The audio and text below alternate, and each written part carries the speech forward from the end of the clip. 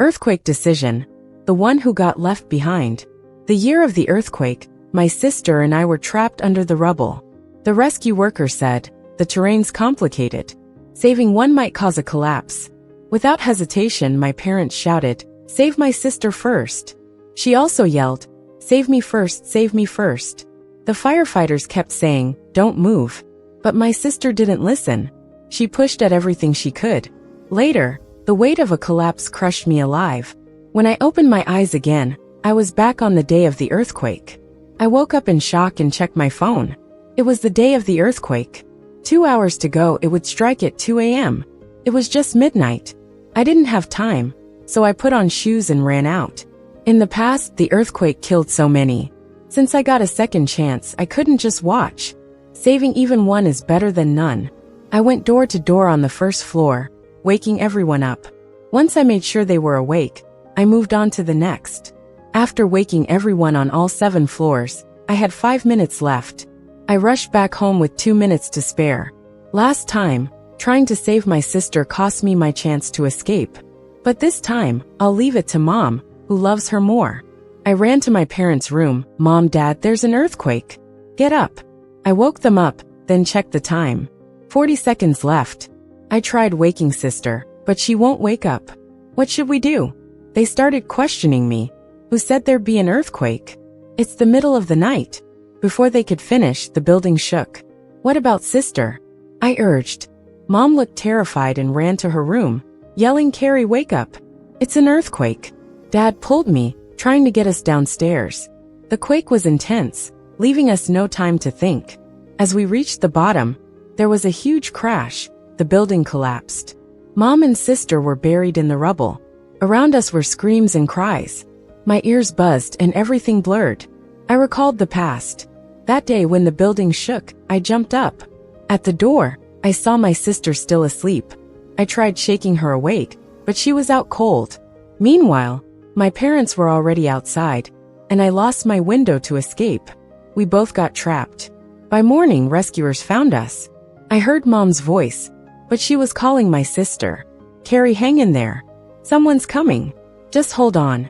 The rescuers told Mom, "The terrain's tricky. Rescuing one might cause another collapse. Our suggestion, save the one on the left." Both sister and I heard it. I knew Mom wouldn't pick me. Sister was always her favorite. And me, the second child, was never really wanted. Sure enough, Mom said confidently, "Save my sister, the one on the right. The one in white." Sister yelled, "Mom, save me. My foot hurts." "Save me first, Mom." Cold swept over me. Through gaps, I saw Mom's worried look focused on her. The rescuers tried hard to save us both. They kept telling sister, "Don't move, or it'll collapse on your sister." Sister was pulled out, but she ignored the warnings, pushing things recklessly. Just as she got out, the weight crashed down on me. I felt like I was suffocating, the pain unbearable. "Mom, help me," I screamed. "Mom, it hurts." The rescuers hurried, calling for more help to pull me out. But I heard Mom say, "Forget that one. Even if she's saved, she'll be done for.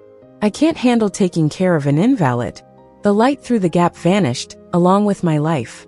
I lay there in the dark, scared, just waiting for death. Time blurred until I finally closed my eyes. When I opened them, it was the earthquake day. This time, they'll know what it's like to be the one left behind. Dad's shout brought me back from my thoughts. I pulled him back. "Watch for aftershocks, Dad. We should go somewhere safe. The rescue will come soon, they'll be fine." Dad was stunned blank. "Yeah, the first time experiencing this is unimaginable. But I've died in this quake once. I'm not scared. Each day alive is a bonus." Rescuers came soon. Dad begged them to save Mom and sister. But where the building stood was just rubble. They couldn't tell where they were trapped. But I knew. I led the team away, hearing an old lady's cries. They rescued her. 2 hours passed. It took 6 hours to find them from when they got buried. I yelled, "Dad, they're here." He called for rescuers. They checked it out and said, "The terrain's tricky, could collapse again after saving one." Familiar words. I saw sister's pale face and Mom's terror through the cracks. Dad hesitated, torn between 2 loved ones. To them, the choice was easy. "Huh." Sister screamed, "Dad, save me. I don't want to die." I'll grow up, make money, marry, and take care of you. Mom's just a housewife. Finding another one would be the same, right? I'm more valuable than Mom, Dad. I watched as Mom's expression became explosive. She lowered her head, trying not to laugh. Didn't see that coming, did you? The daughter you cherish sees you as a replaceable maid. Dad made a choice, save his daughter. Mom was abandoned. She roared, Mike, don't even think about remarrying. If I die, even as a ghost, I won't let you off. And you, Carrie. I misjudged you. Didn't think you'd be so selfish. Sister's legs were trapped. The pain made her lose her mind. So what if I'm selfish? I'm just telling the truth. I'm more valuable. Dad's right to choose me. Mom's resentful look was strangely satisfying. But I couldn't just let her die. I shouted, Mom, don't be scared. I'll get you out. Hang in there. Don't give up. I'm coming for you. Such heartwarming words. Compared to sister, I'm practically the world's most filial daughter. But only I knew.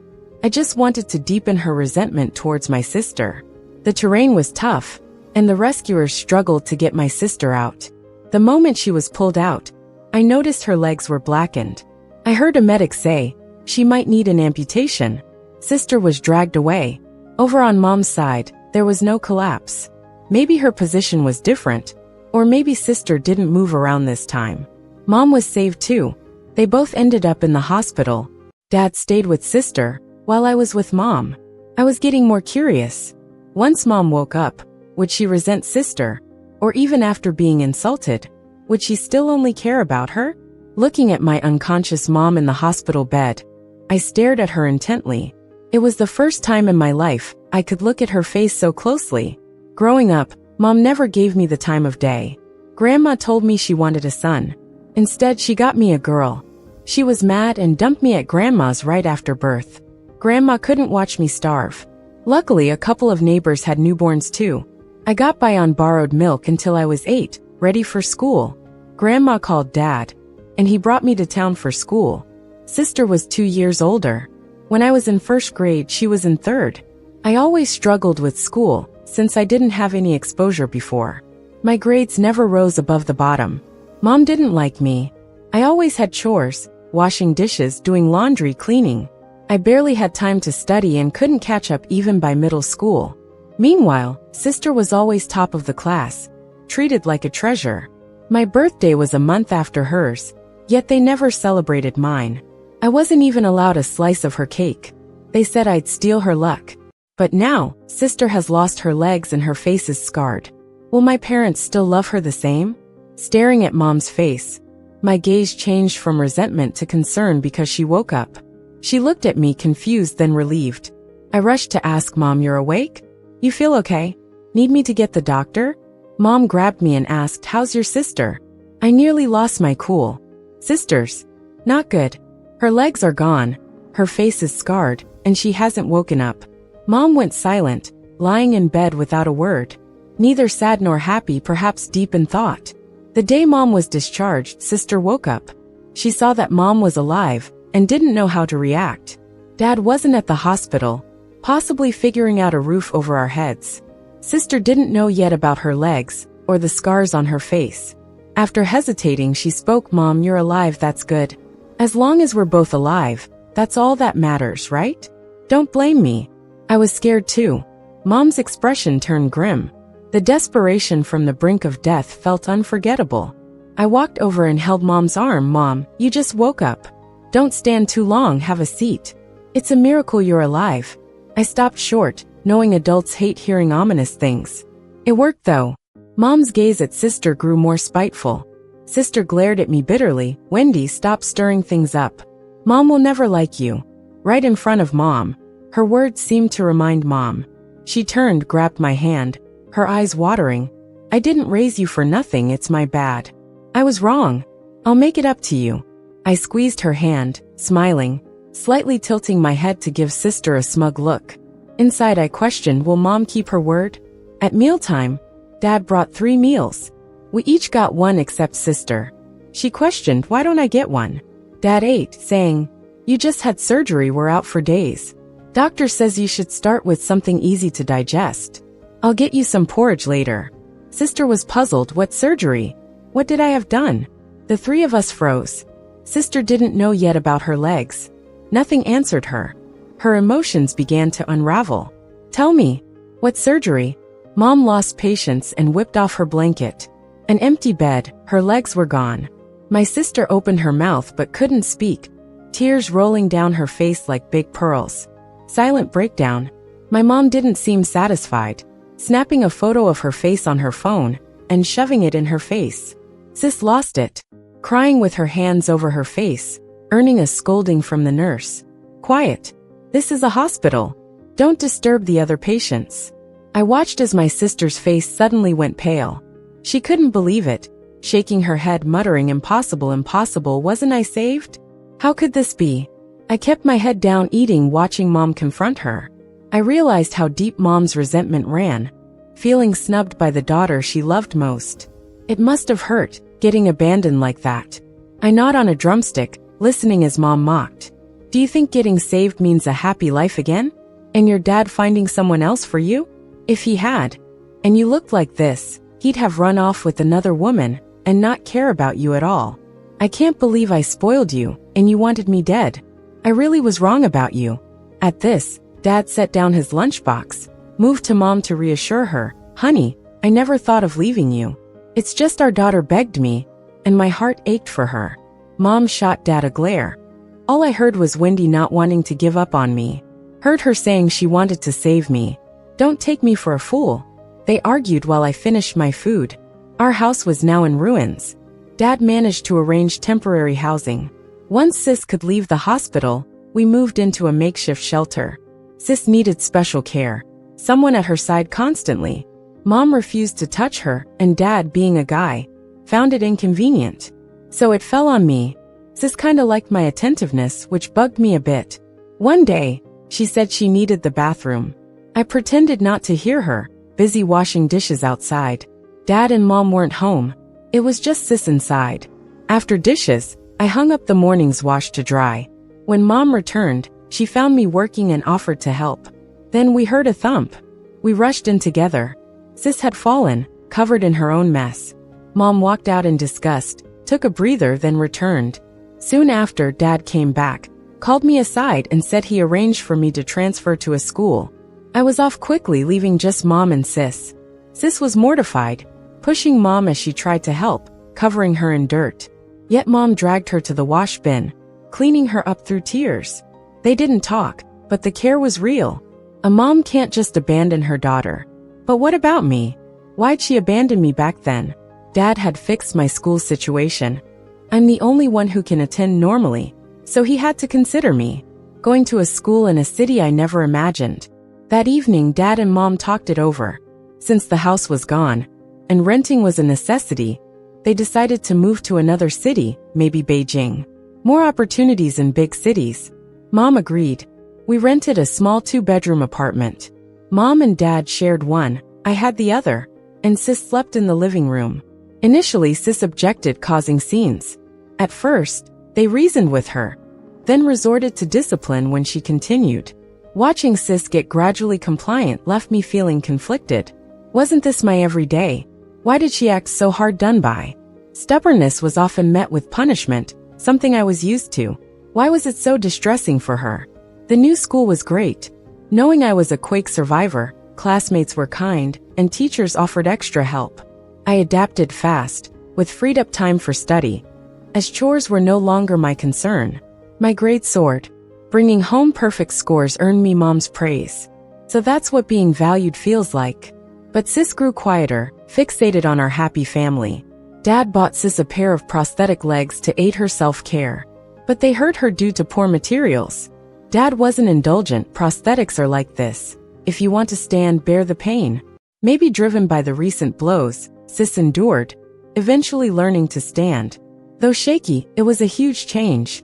On the day she managed to walk, my parents' attitude towards Sis noticeably changed. Their looks at her felt familiar, reminiscent of pre-quake times. They began focusing on her well-being, seeking out schools she could join. Her grades had always surpassed mine.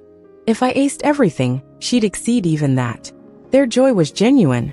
I distanced myself, focused on my education, a bright future being paramount. Dad somehow managed to get Sis into my school. What baffled me was how she ended up in my sophomore class, instead of continuing her senior year. Mom told me, look after your sister. With her mobility issues, help her with meals and drinks. I obediently agreed. Mom patted my head, comfortable gestures never received before. Staring at sister's couch bed in the living room, I pondered. Would she get favored again? Even after everything, would Mom and Dad still favor her? Why? On what grounds? On my sister's first day at school, she looked pretty miserable, scoring a ton of sympathy points. During breaks, everyone hovered around her, and she seemed super pleased about the attention. I overheard her talking to classmates, telling them how awful things were for her at home. She claimed our parents spoiled me and didn't care for her. Everyone started looking at me differently. Some even put trash in my desk or scribbled in my books.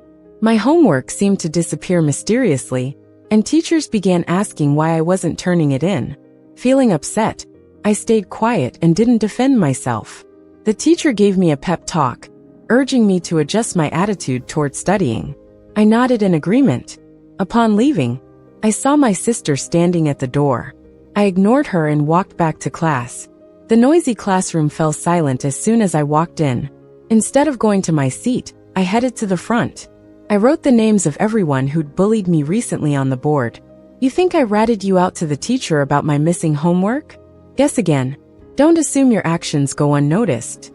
There's a camera in this classroom for a reason, and if I report it, the teacher will investigate. None of you can escape.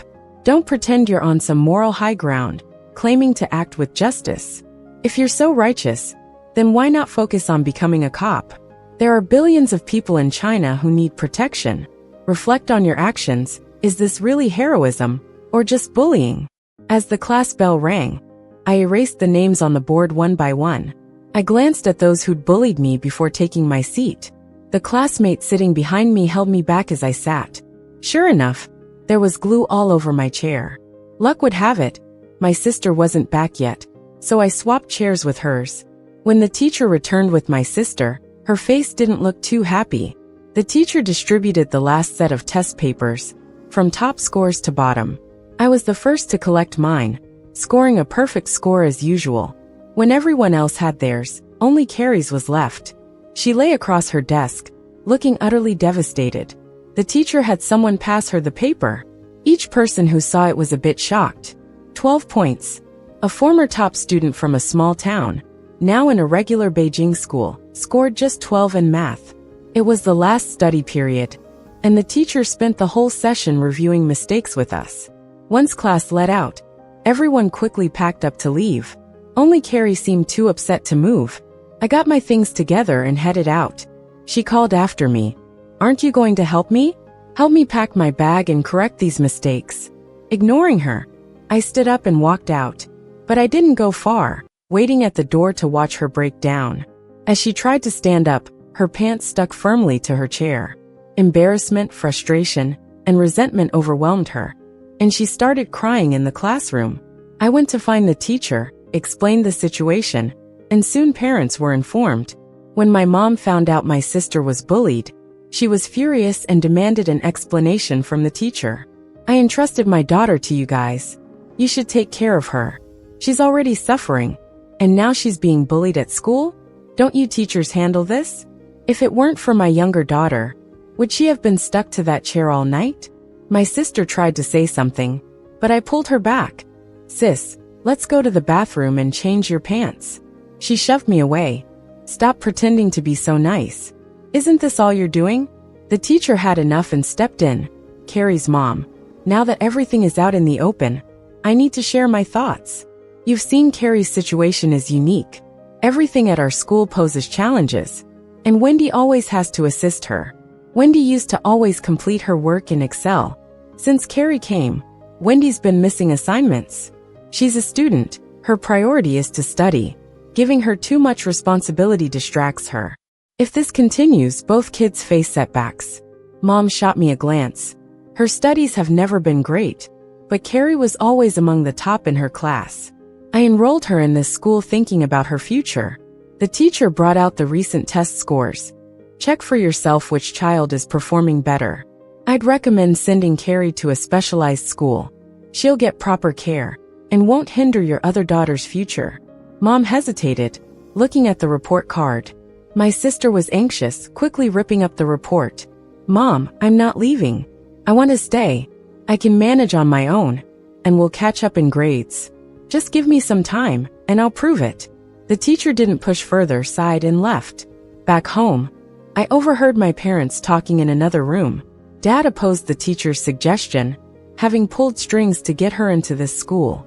Mom was unsure. Given the huge difference in our grades, it was clear who should be nurtured. Lately, my sister had been using a prosthetic just to attend school, and the area where it connects was red and swollen. She endured the pain while disinfecting herself, and Mom happened to see it. I overheard her express her heartache. Oh, my daughter, my brilliant girl, how did it come to this? Mom was crying, and my sister joined in. Meanwhile, I diligently worked on practice problems. I must climb up away from this home. In the end, my sister remained at the school, with Mom agreeing to give her a semester to catch up to me. My sister was confident. Don't worry, Mom. Forget a semester, I can catch up to her in a month. The truth hit her hard.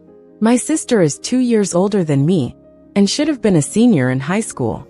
But to make things easier so I could take care of her, and since we weren't locals, she couldn't take the college entrance exam here anyway. So Dad put her in a freshman class instead. Technically, she should have already learned all this stuff. But her final exam scores left my parents speechless. I was ranked 7th in the grade, while my sister was 92nd out of 100. My parents talked about it all night, and finally decided to send her to a school for the disabled. Of course, my sister didn't want to go. After throwing a big fit, she finally caved. The day she started at the school for the disabled, I was there too. I watched her limp inside, and then left with my parents. Right at the corner, she caught sight of us. She nearly lost it, screaming and struggling to leave. But the guardians had already left, and she wasn't allowed to leave by herself. After my sister left school, I kept my ranking in the top 5. My parents were thrilled with my grades, and would take me out on weekends. They'd buy me new clothes, take me to the movies and out to eat. None of that ever happened before. Mom often said, Wendy is great, never a worry. She takes care of herself so well. Ha, right. Did you ever think about me in the past? My sister wasn't well behaved at the disabled school at all. She didn't want to be there because deep down, she didn't think she was disabled. She'd sleep through class and cause a scene when she should be resting. The teachers often called my parents, and she even staged a hunger strike once, fainting in the dorm. The teacher thought something deeper was going on and took her for an evaluation at the school's psychologist. They suspected she was showing signs of depression. When Mom found out, she was heartbroken, thinking she hadn't cared for her enough. I couldn't understand. She despised my sister back then. How could she suddenly care after just a few months? Would she still feel guilty if her own daughter threatened her life? Of course, she didn't hate her, she even felt guilty. My sister was brought home. Mom hugged her, apologizing, I'm sorry, my dear. If only I'd moved faster back then. We wouldn't have been trapped. How could you have depression? What happened to you isn't your fault. It's not your fault. My sister yelled. Whose fault is it then? It's hers, it's Wendy's fault. If she hadn't let me sleep, I wouldn't have been trapped. She did it on purpose. I didn't argue. Mom and Dad knew the truth. You were sleeping so deeply, I had to shake you for a long time. Remember? Wendy wasn't at fault. She was the first to notice the earthquake and came to wake us. Stop making a scene. If you don't want to go to school, just stay home. Getting better is what really matters. Such warmth, they really seemed like a family. But my sister's condition didn't improve. Even at home, she refused to eat. My parents tried to encourage her, but it didn't work. One time, Dad lost his patience, smashing the bowl. Look at your sister, she's so behaved. Always gets top marks. We came to this big city from a small town, and it's been tough. Can you be a bit more like her? My sister completely broke down from those words. She limped towards the door, muttering, If I'm such an embarrassment, I'll just die then. I'm better off dead. You shouldn't have saved me. That was when my parents realized the severity and took her to a psych hospital, admitting her directly. The chaos at home had nothing to do with me. I stayed hidden in my room, listening in, then kept on studying. When you put all your energy into one thing, you can achieve the impossible. When it was time for the college entrance exams, I outdid myself and got into a prestigious university. Once back in Beijing, I took my acceptance letter to see my sister. During my senior year, I returned to our hometown to better prepare for the exams, living with my aunt. When I finished the exams and came home, I found my room had become my sister's. As my parents started to explain, I waved it off. It's fine. I'll be staying on campus anyway. I showed them my acceptance letter, and they were over the moon. My sister was banging things in her room. I looked at the closed door. Was she breaking down? Dad called her out to see my acceptance. Look, your sister got into a great school. Finally, some good news for our family. Great job, Wendy. What do you want as a reward? I shook my head. No need, you'll be paying my tuition. I don't need anything. Mom and Dad looked at me full of emotions. If only your sister were half as sensible as you. That one comment made my sister furious in her room. She slammed the door open, and I stared at her stunned. Was this really my sister? Mom saw my confusion and explained. She wanted to have surgery to remove scars, but ended up getting double eyelids instead. Then she was crying, wanting a nose job then cheekbones done. She had those scars removed 3 times, but they're still so noticeable. I told her not to go to those small clinics, but she wouldn't listen. My sister erupted. Do you have money for a big hospital? You say it's for my own good, but I never see you helping me for real. All I did was ask for a bit of money, and you keep judging me. Dad shook his head and walked away. He was utterly disappointed. Mom was still holding on, fearing she might try to harm herself again. Enough, let's not talk about it. Let's all go out to celebrate as a family, okay? My sister ignored them and went back to her room. I went out to dinner with my parents. Dad insisted on buying me a new phone as a reward. I accepted it. After the semester began, I rarely went home. Once I switch into student mode, I give it my all. But college life turned out to be freer than I expected. I could join clubs I was interested in. I made a lot of awesome friends. I also met my boyfriend. He was my first love, innocent and sweet. After college, he proposed to me. I said yes. We went to meet his parents. They were great and treated me well. We planned to visit my parents next. That's when the trouble started. Dad was pleased and thrilled, but Mom had other thoughts. After my boyfriend left, she wanted to chat. Wendy, Mom really likes your boyfriend. But could you let your sister have him? Look, your sister doesn't even want to go out anymore, much less look for a boyfriend. She's not like you, healthy, educated, meeting such outstanding guys. Could you give this boyfriend to her and find a better one for yourself? I thought it was absurd. How could an adult say something so childish? Mom, a boyfriend isn't an object. You can't just pass him around. Mom wasn't happy. Why are you so selfish? You can't just think about yourself. Think about your sister, too. She held my hand. It was warm, but my heart felt cold. Selfish. During that earthquake, when there was only one chance to survive, they all chose to leave you behind. And now you call me selfish? Mom, you've lived a long life. Open your eyes to what's around you. With us both being your daughters, no matter what happens, you'd always choose her, right? Don't rush to deny it. You can't fool me. When I was little, no matter what, good or bad, you never thought of me. Now I've grown up. I don't expect you to change, just don't interfere in my life. What you didn't give me, I can give to myself. My life, I'll be responsible for it. And my sister, she'll never grow up if you keep coddling her. I said what needed to be said, and left that so-called home with my bag. My boyfriend was waiting downstairs. He wrapped his arm around me as we got into the car. Our wedding was 6 months later. My parents came, but my sister didn't.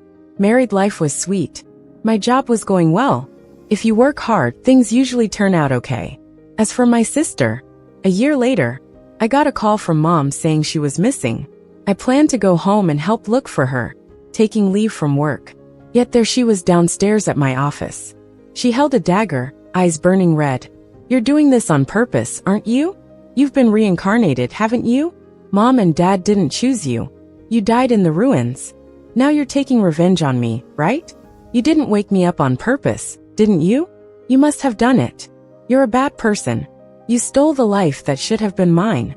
Everything you have should have been mine. I'm going to kill you, kill you. She charged at me, but security at the door restrained her. She swung wildly, stabbing 2 guards. Cops arrived and arrested her. My parents begged me.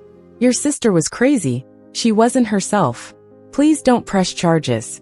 She's already so pitiable. Just let her go, all right? I shook off Mom's hand. She didn't stab me. She hurt those guards. Who you should be begging isn't me. What my sister did was a criminal act. She couldn't escape. At first, my parents tried using her psychiatric records to claim insanity, but evaluations showed she was sane when she attacked. 1 guard died. My sister was sentenced to death. I went on the day of her execution. Our eyes met, but not a word was said. I watched her die in front of me, and the prison guard handed me her note. It only said a few words. Kill Wendy. The end.